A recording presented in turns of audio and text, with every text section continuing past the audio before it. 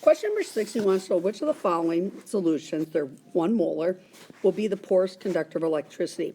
So I need to know which one will donate or dissociate the fewest number of ions into the water. HCl is a strong acid, so it'll totally dissociate. CH3COOH is a weak acid, so it will only partially dissociate. NaOH, being a strong base, will totally dissociate, and NaCl, being a soluble salt, will also fully dissociate.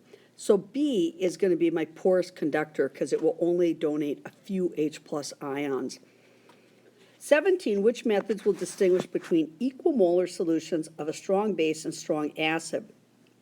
So I should have the same number of OH and H plus ions in there, assuming they're both monoprotic, which I think is a fair assumption. So it says, 1 says, add magnesium to each solution, look for formation of gas bubbles. That would work because only the acid should react. 2, add aqueous sodium hydroxide to each solution, measure the temperature change. And again, that will work because only the acid will react with the base, and it will react in an exothermic neutralization reaction. 3, use each solution in a circuit with the battery and see how brightly the lamp glows. Now this isn't going to work because they're equal molar, so there's going to be the same number of ions in each since they're both totally dissociate.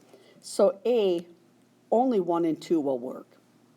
Number 18, which acid in the following pairs has the stronger conjugate base? So H2CO3 or H2SO4, well, if I have a strong acid, then I'm going to produce a weak base because very little of the base is going to go back to be an acid. And if I have a weak base, or a weak acid, then I'm going to have a strong base because almost all of it's going to revert back to the weak acid. So I'm really looking for the strong acid I'm looking for the weak acid in each pair because that will create the strong conjugate base. So H2CO3 and HCOOH would be my choices.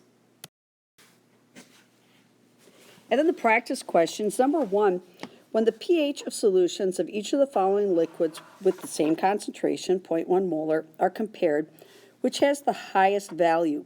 So in other words, which is the strongest base? And as I look at that, HNO3 is going to have a very low value as a strong acid. C2H5COOH is still going to be acidic.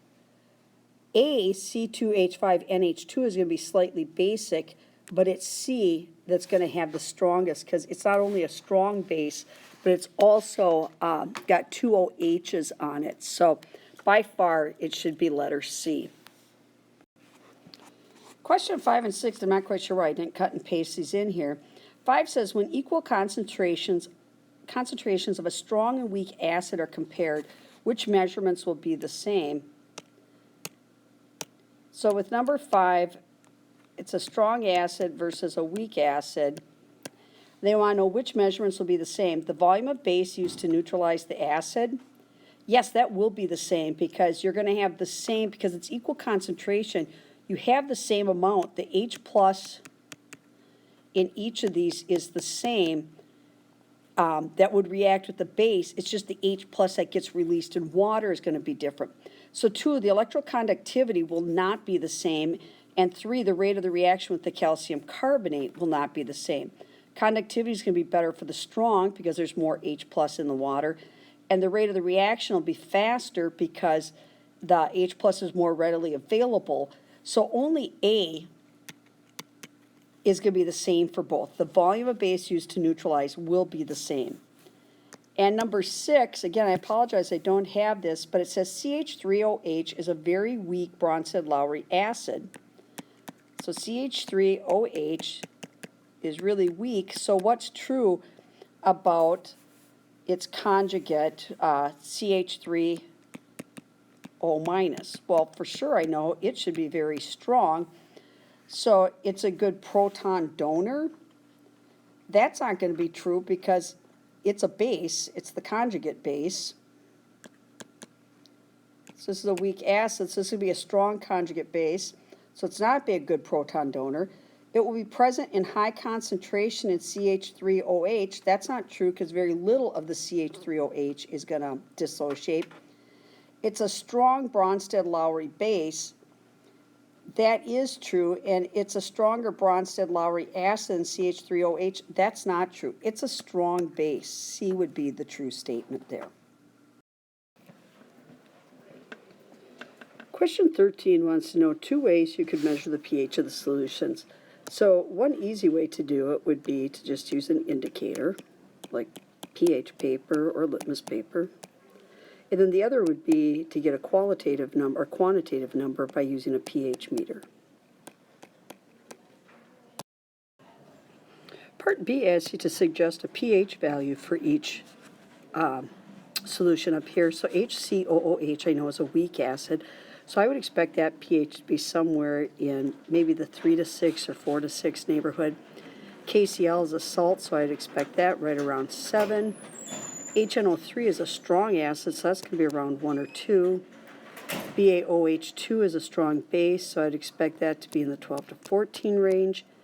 And NH3 will act as a weak base and be probably in the 8 to 11 category.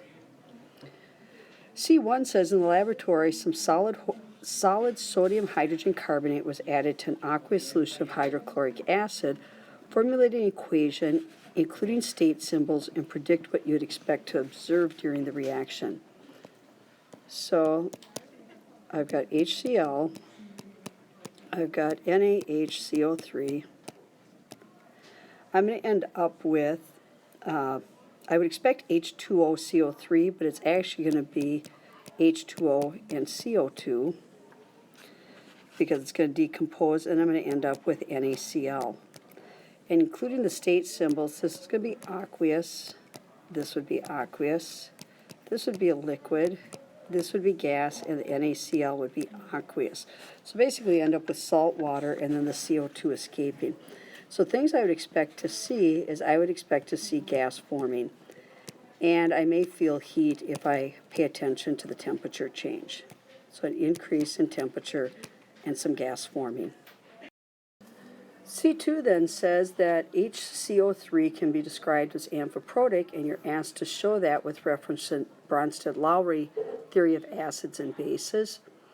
So if I look at HCO3 by itself would have a -1 charge. So that means when I put it in water, one of 2 things could happen. It could pick up a hydrogen and be a hydrogen acceptor, making it a base. This would become H2CO3, and that would leave behind an OH-. So in that case, it would act as a base and take an H+. But it could also donate that H+.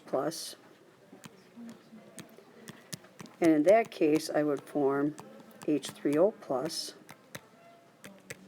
and leave behind CO3 2-, and that would act as an acid because it donates or gives the H+.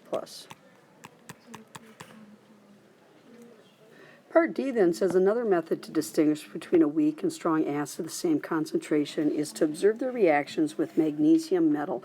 Explain the expected results of this experiment, including equations for a weak and strong acid of your choice. So I'm going to go ahead and use the weak acid and strong acid they gave in the problem here. So if I look back up here, I had HCl and HCOOH. Actually, it's HNO3 and HCOOH. So I would have HCOOH and HNO3. And in each case with magnesium, I'm going to expect a single replacement reaction. So here I need the double arrow, and I could either write this MgCOOH, or you can write it HCOOMg. Either one would be just fine. And then H2 is going to be the gas produced, and actually I'm going to need 2 of these here with the Mg. And that means I'm going to have a 2 over here for my balanced equation.